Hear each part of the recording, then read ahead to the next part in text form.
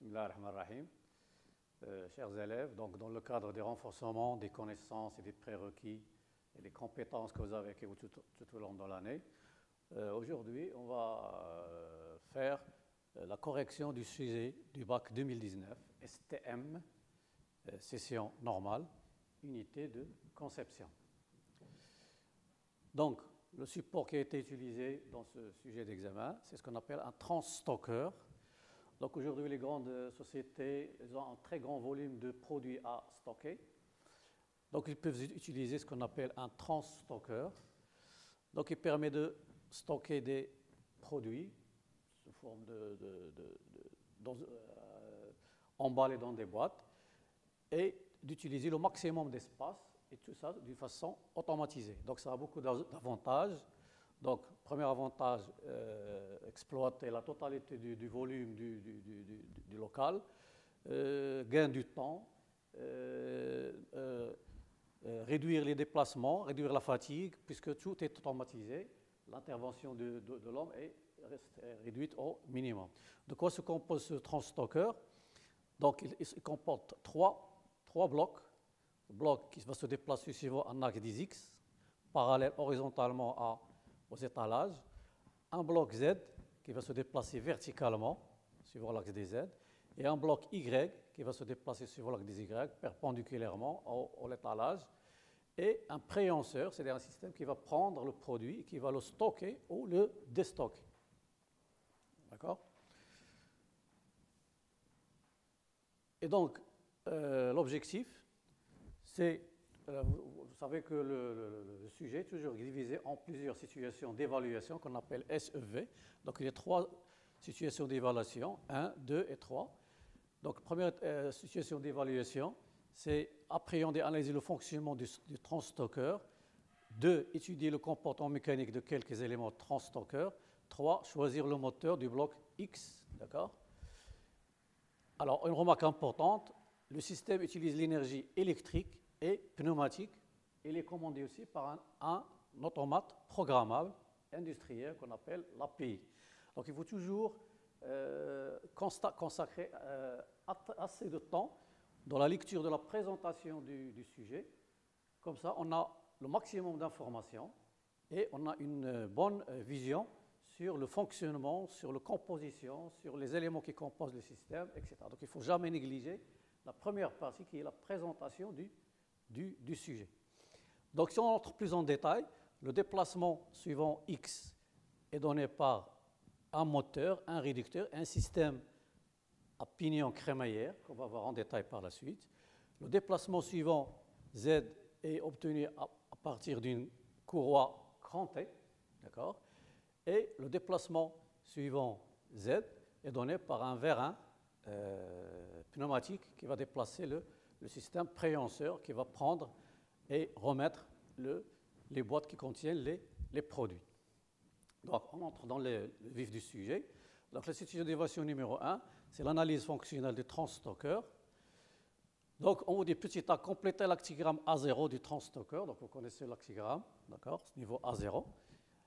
Donc, on nous a déjà dit que l'énergie électrique et l'énergie pneumatique sont utilisées pour faire fonctionner ce système. Et on nous demande quelle est la matière d'œuvre d'entrée, la matière d'œuvre de sortie et le nom du système. Donc, tout ça a été dit dans la présentation.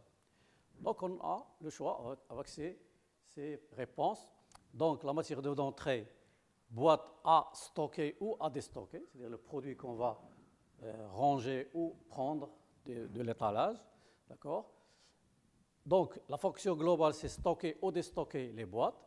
Et la matière d'œuvre d'entrée plus la valeur ajoutée, c'est les boîtes stockées ou déstockées. D'accord? Et le système, c'est le transstockeur. Donc ça, c'est très simple. Petit b, compléter le diagramme FAST relatif à la fonction déplacer horizontalement l'ensemble mobile suivant l'axe des X. Donc seulement le déplacement suivant l'axe des X, seul. Donc on vous donne ou bien la fonction, il faut trouver l'élément qui réalise cette fonction, ou bien le contraire, on vous donne l'élément et il faut trouver la fonction. Donc, regardons les réponses et analysons ces réponses. Donc, réseau d'alimentation électrique, il sert à quoi? La fonction, c'est alimenter en énergie électrique. Distribuer l'énergie électrique et les données, variateur de vitesse. Ensuite, on va dans le moteur de translation suivant X.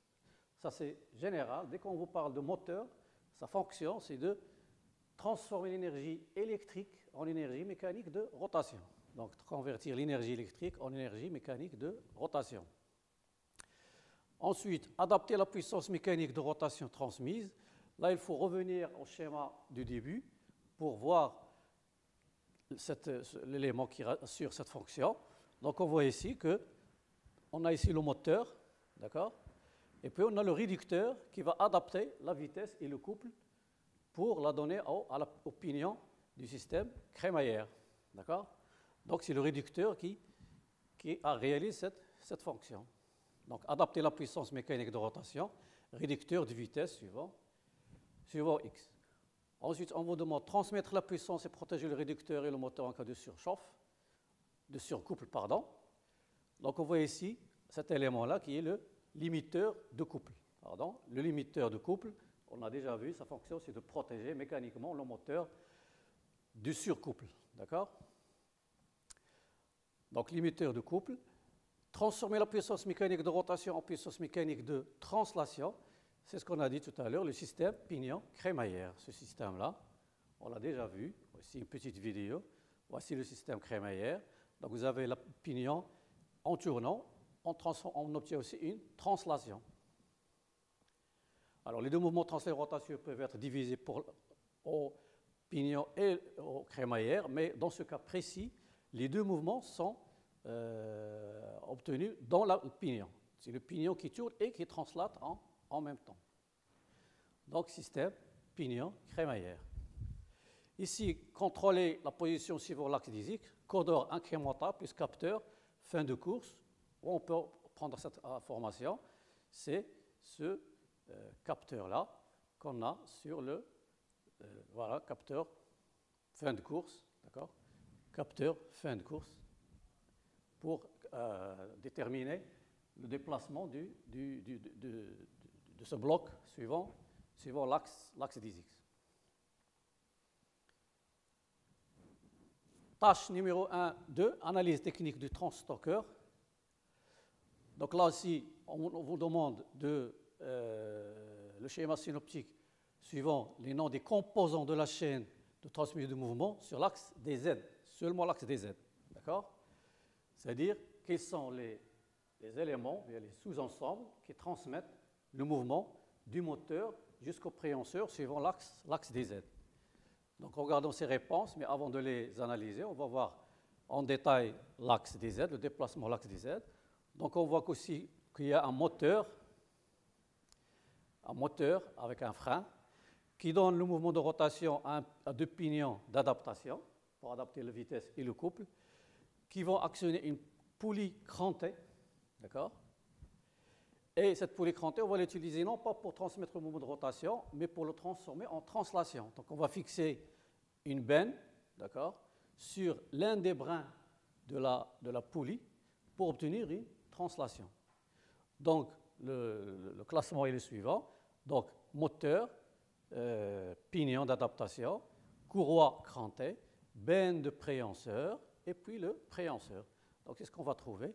Réducteur de vitesse, pignon d'adaptation, poulie crantée, courroie crantée, benne porte de préhenseur, vérin sans tige, puis le préhenseur, et l'action de déplacer suivant l'axe des Z. En se référant au dessin d'ensemble et sa nomenclature, on vous demande de citer les deux conditions d'engrainement entre les roues de l'engrenage conique à denture droite, c'est-à-dire les deux pignons. Donc là, il faut aller jusqu'au document ressources, c'est-à-dire le dessin d'ensemble. Donc le dessin d'ensemble de ce réducteur est le suivant. Donc ici, c'est le moteur, le pignon d'entrée, qui va faire tourner ce pignon, qui va faire tourner cet arbre. Sur cet arbre, il y a un pignon conique, premier pignon conique, numéro 4, qui va faire tourner le pignon conique récepteur numéro 2, d'accord, qui va faire tourner cet arbre, qui est lié avec un accouplement limiteur de couple, et ensuite l'arbre de sortie. Donc on vous demande quelles sont les deux conditions d'engrainement entre les deux pignons coniques. Là, on a déjà vu dans le cours, il y a deux deux conditions essentielles. D'abord, comme tous les engrenages, il faut qu'ils aient le même module, c'est-à-dire la même taille des dents. D'accord? On a dit que le module, c'est lui qui détermine la taille de la denture. Plus le module est grand, plus les dents sont grandes. Et puis, c'est spécifique aux engrenages coniques, aux roues coniques. Vous voyez ici, ils sont en forme conique. Donc, sur le diamètre primitif, il y a un cône primitif. Et les deux cônes primitifs des deux roues doivent se rencontrer dans un même point, dans un même sommet qu'on appelle S. Donc, ils doivent avoir ce S confondu des deux roues. Donc, pignon conique doit avoir le même module pour la roue dentée conique. Le sommet des deux cônes doivent être confondus au même point S. Et puis, on vous demande de donner le nom et la fonction de quelques éléments. 13, par exemple. Donc, 13, on doit chercher le 13. Donc, c'est cette pièce-là. En réalité, il y en a deux. Ce sont des roulements coniques. D'accord? Roulement conique. La fonction d'un roulement conique, c'est de guider en rotation l'arbre intermédiaire 7. Et en plus, pourquoi on a utilisé des roulements coniques qui n'ont pas des roulements à billes? Parce qu'ils supportent plus d'efforts axiaux. D'accord? Et encaisser les efforts axiaux appliqués par le pignon conique, parce que le pignon conique génère un effort axial important. La pièce 26, on cherche la pièce 26, elle doit être par là. Voilà. Donc la pièce 26, on voit son symbole, une croix avec une flèche, c'est un joint d'étanchéité, joint à lèvres. Donc joint à lèvres, comme tous les joints, assure la fonction d'étanchéité entre le couvercle 25 et l'arbre 26. 43, cette petite vis, on voit ici un trou dans l'axe de l'arbre qui sort par là. D'accord? Donc c'est pour lubrifier ces deux roulements. Donc on a injecté ici de la graisse ou bien de l'huile, ça dépend du mode de lubrification, avec une petite pompe, et on remplit ici de graisse ou d'huile, puis on ferme avec cette vis. Donc c'est un bouchon. D'accord? Donc bouchon de trou de graissage, fermer le trou de graissage après usage. Ensuite, on nous demande de compléter le schéma cinématique. D'accord? On a ici les liaisons qu'il faut compléter sont toujours entourées de traits interrompus. Donc on a une liaison ici, 1, 2, 3, 4, 5, 6. Donc on peut voir ces liaisons dans le dessin d'ensemble. Cette liaison-là, c'est une liaison encastrement entre pignon 21 et l'arbre moteur. D'accord? Donc on aura ici une liaison fixe, liaison encastrement. Pardon. Donc voilà. D'accord? Ensuite, liaison encastrement ici entre ce pignon-là et cet arbre. Encastrement. Ensuite, liaison ici, liaison avec ces roulements qu'on a déjà parlé. Liaison, donc les roulements réalisent toujours une liaison pivot. Donc liaison ici, on doit avoir une liaison pivot. Voilà. Ici, une liaison encastrement entre ce pignon et cet arbre. Même chose pour ce pignon et cet arbre, liaison encastrement. D'accord? Et ici, deux liaisons pivot entre les arbres 29 et le bâti, et l'arbre 40 et le bâti qu'on voit ici, avec ce roulement, ces deux roulements et ces deux roulements. Toujours lorsque vous regardez, vous voyez, dans 99% des cas, lorsqu'on utilise des roulements dans un mécanisme, c'est pour une liaison pivot. D'accord? Donc on obtient ce schéma cinématique, liaison encastrement, encastrement, pivot, encastrement, encastrement, pivot, pivot. Ensuite, chaîne fonctionnelle et asservissement. Compléter la chaîne fonctionnelle relative au déplacement vertical de l'ensemble suivant l'axe des Z. C'est-à-dire là, on a utilisé la courroie crantée. D'accord? Donc on doit compléter ici ce qui manque, les informations qui manquent. Donc pour regarder analyser ces réponses, on va voir en détail revenir sur le schéma du déplacement du bloc suivant Z.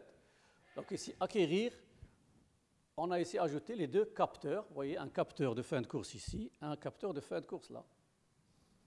D'accord? Ensuite, traiter, API, cette information, elle est donnée dans la présentation du sujet, du support, du mécanisme au début. C'est pour ça que je dis qu'il faut donner une attention particulière à la présentation du support. Ensuite, ici, on nous demande quel est le système qui convertit. Donc, bien sûr, c'est un moteur. Voilà. Un moteur à courant continu suivant Z. C'est celui-là. Moteur à frein continu suivant Z. Transmettre, donc c'est le réducteur. D'accord? Courant suivant Z. Donc, c'est les deux pignons d'adaptation. Pignon d'adaptation et le poulie et courroie crantée. D'accord? Et on obtient donc la matière d'œuvre de sortie, c'est ensemble mobile en position finale. On se réfère au schéma bloc du système asservi, document réponse 15-17, donner le rôle du comparateur, déterminer la fonction de transfert en boucle ouverte, etc. En regardant ces réponses, et pour d'abord, on va analyser le document réponse, le document ressources, pardon, document ressources, page 15-17. Donc, on nous donne le principe d'asservissement du moteur, suivant Z. Donc, on a déjà vu dans le cours d'asservissement. Donc, comme il a asservi ce moteur, à la sortie du moteur, il y a une génératrice tachymétrique. C'est une génératrice tachymétrique. C'est comme un moteur à courant continu, mais utilisé à l'envers. C'est-à-dire qu'il va transformer la rotation du moteur, de l'arbre du moteur, en une tension qui va être donnée à un comparateur intégré dans l'automate programmable et pour donc déterminer la position réelle de ce bloc par rapport à l'axe des Z. Et il va la comparer, dans ce schéma-là, il va la comparer à la consigne, la position donnée par l'opérateur. Ils vont les comparer et suivant la différence, il va corriger cette position. On reviendra plus tard à ce schéma. Donc, la première réponse, donner le rôle du comparateur, c'est comparer la position réelle du moteur à courant continu et celle désirée par le préhenseur. Pardon, ici, il y a une petite erreur, au lieu de dire du préhenseur, de l'utilisateur. Ensuite, déterminer la fonction de transfert en boucle ouverte FTBO.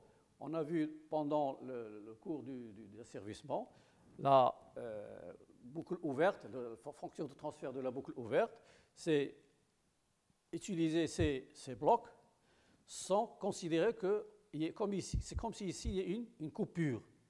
Donc, je vous rappelle que ça symbolise la fonction, la transformée de la place, de la fonction temporelle de la grandeur étudiée ici.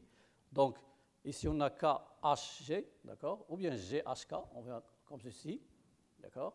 Donc, c'est ça, la fonction de transfert de la boucle ouverte. Donc, FTBO est KHG, vous voyez, KHG, d'accord. Ensuite, on nous demande de déterminer la fonction de transfert en boucle fermée. On met θS sur θE.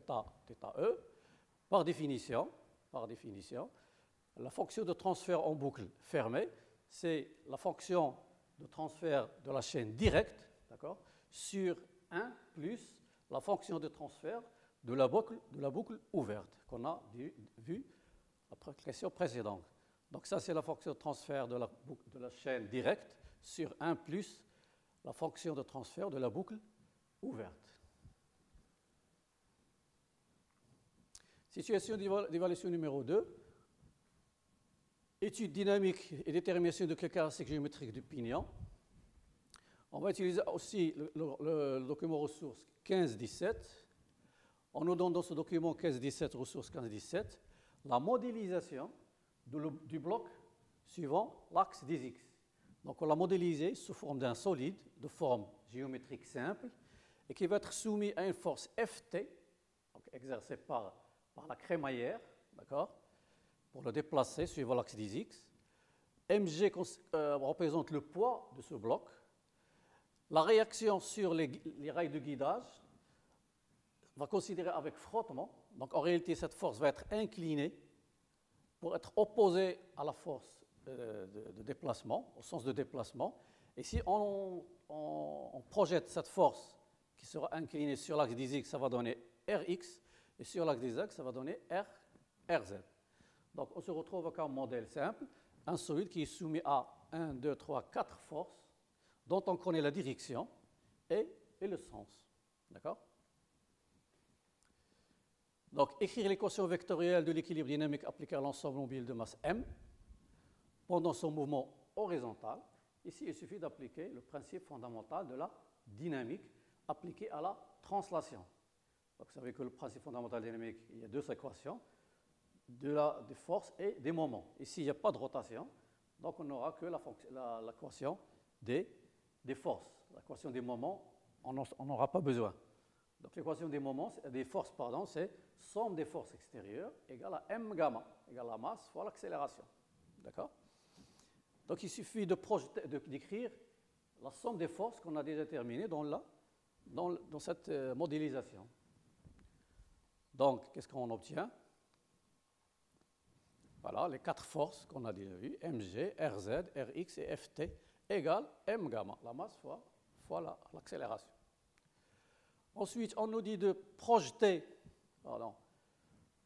l'équation vectorielle de l'équilibre dynamique sur l'axe des x et en déduire l'expression littérale de l'effort tangentiel t. Donc, qu'est-ce qu'il suffit de faire? De projeter toutes ces forces sur l'axe des x. Nous avons deux forces qui sont parallèles à l'axe des x. Il y a ft et rx, ils sont parallèles. Et mg et rz sont verticales, perpendiculaires. Donc, leur projection sera nulle. Donc, il ne reste que la projection de ft et de rx. Rx est contraire à l'axe au sens de x, donc sera négative, et ft positive. On obtient ft moins rx égale mg, donc ft égale rx plus mg. D'accord? On a ici la modélisation, donc projection sur l'axe des x. On nous donne ici, malheureusement ça a été déplacé, l'accélération suivant la première phase, donc les différentes phases du mouvement du bloc X. Il y a une première phase d'accélération, vitesse constante, puis une décélération. D'accord? Pendant l'accélération, gamma égale 0,7. Pendant la décélération, égale 0,7. Moins 0,7, pardon. Donc on nous demande d'utiliser la formule qu'on a dit tout à l'heure pour mettre la formule et faire le calcul. Donc, la formule de tout à l'heure, c'est ici. Et il suffit ici de remplacer gamma par 0,7, d'accord? Et la masse, m, par 10 puissance 3, elle est donnée, d'accord? Donc ici, il suffit d'appliquer l'application numérique. On constate ici que dans cette phase-là, la vitesse est constante, donc gamma égale 0, d'accord? Donc, cette partie-là sera nulle. Donc, ft égale rx égale mg petit f. Petit f, c'est le coefficient de frottement, d'accord? Et on peut constater aussi que ici, gamma est négatif puisque c'est une décélération. Il y a décélération, il y a freinage, donc il est négatif. Donc, il faut remplacer gamma ici par moins 0,7. Ça donne une force négative, c'est-à-dire dans l'autre sens, contraire à x, pour freiner le bloc. Ici, on nous demande de calculer le module du pignon qui engraine avec la crémaillère. On nous donne la formule qu'on a déjà vue, la résistance des matériaux. Le module doit être supérieur ou égal à 2,34 Ft sur K RP. Ft, c'est la force tangentielle. K, c'est une constante B sur M. B, c'est la largeur de la denture sur le module. D'accord? Et RP, c'est la résistance pratique au cisaillement du matériau qui compose la denture. Donc, on regarde les réponses. Donc, il suffit de remplacer chaque terme par sa valeur. Donc, Ft, on l'a déjà calculé. K est donné, c'est K. Et ça donne 2,90 mm. Calculer le diamètre primitif D du pignon. Là, il faut revenir au système pignon-crémaillère. On a vu que la vitesse linéaire de l'élément qui translate, que ce soit la vis, le pignon ou la crémaillère, la vitesse est égale à oméga d sur 2.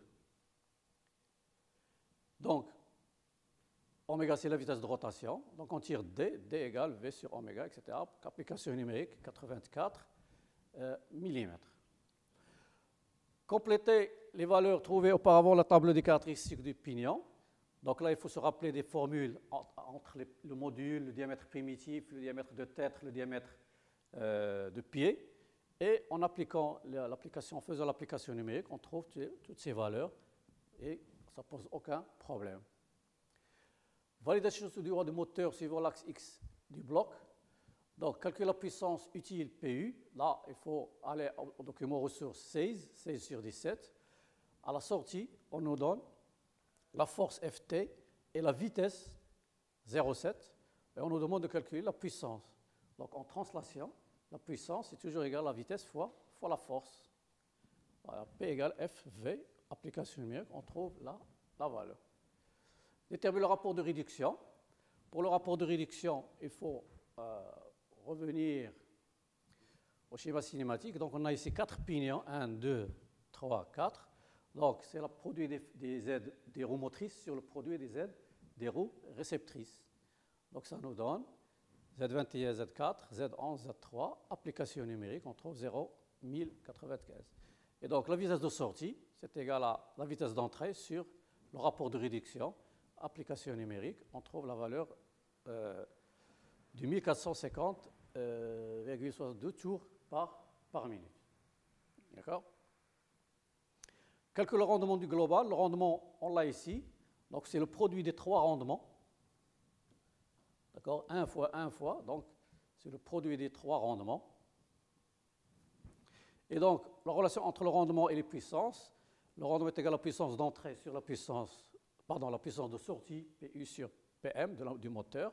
Et donc, on tire la puissance du moteur. Et une fois la trouver, on peut choisir la puissance, le moteur adéquat pour faire ce déplacement suivant X. D'accord? Le diamètre de l'arbre, on va le calculer en torsion. D'accord? Donc, c'est calculer le moment de torsion. Il faut d'abord calculer le moment de torsion. Donc, le moment de torsion est égal à la force tangentielle fois le rayon. OK, il est déjà ici. Ensuite, en utilisant la condition de résistance, on a la condition de rigidité. Il ne faut pas que la torsion ne dépasse une certaine valeur. Donc, on a le moment de torsion doit être inférieur ou égal à θ limite. En faisant attention aux unités, d'accord, on trouve D supérieur ou égal à 35,59 mm, bien sûr. La contrainte, c'est égal taux, la contrainte de cisaillement, avec un coefficient de concentration de contrainte, c'est égal à MT sur E0 sur ce qu'on appelle le cours petit v. Ici, petit v, c'est D sur 2. Et donc, en faisant l'application numérique, on trouve 46 mm. Tâche numéro 3, l'effort tangentiel FT égale, donc ça, c'est les données qu'on a utilisées. D'accord? Déterminer la résistance élastique minimale. Pardon. Donc, taux maxi est égal doit être la condition de résistance inférieure ou égale à REG sur coefficient de sécurité. Donc, on fait sortir REG, résistance élastique au glissement, et on trouve 5 fois, donc ça c'est le coefficient de concentration de contrainte, et on nous a dit dans le document ressources que RE mini est égal à REG sur 0,7, donc on trouve RE 330. Et donc, on choisit parmi ces nuances le matériau adéquat. Donc, 330, on prend juste celui qui est supérieur, c'est 350. Donc, on va trouver ce matériau qui est 38 CR2, c'est-à-dire avec un pourcentage de chrome. D'accord? Et j'espère donc